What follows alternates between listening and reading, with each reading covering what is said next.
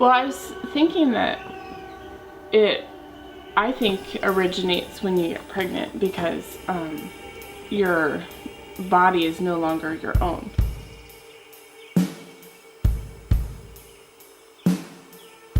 You know, he said, "This is my body that was given for you." And I think moms do that. And so you have to sacrifice not just growing a person inside of you, but you don't get to eat what you want to eat. You can't sleep in positions that are comfortable. This is my body. I'm going to give it up for having kids. Actually having babies, and then you're never the same. Scars, you know, the stripes he endured. Jesus came to earth and he lived an ordinary life before he did his 3 years of ministry and all his miracles.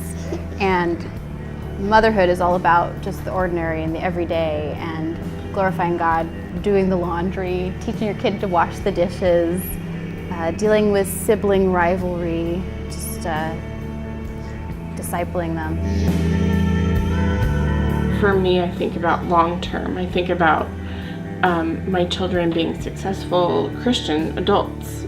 With the kids, motherhood is an investment into them so they can hopefully grow up and go forth and share the gospel. The loving part is kind of easy and natural, but I actually do want to discipline them as well and give them good boundaries. When my kids are sinning, when they're bickering with each other, or even just like slacking on their chores or something, I see how it's really hurting them, and that's the real problem. There's a huge correlation between parent obedience and then the same submitted, broken spirit before the Lord, because that's what he wants. So God looks at us when we're sinning, and he's grieved for our sin because, you know, it separates us from him, and we're hurting ourselves. And if he's for us, he doesn't want us to be hurting ourselves. And even until the end, you know, he said, "Let this cup pass from me." And many times, you know, in my life, I've said, "God, if it be your will, let me be done with this. Let these kids figure this out." I love my kids fiercely, fiercely. And Christ loved us fiercely.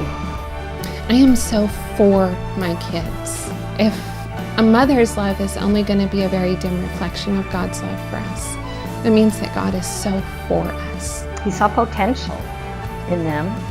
Jesus sees potential in us, and you do that with your kids. You see potential.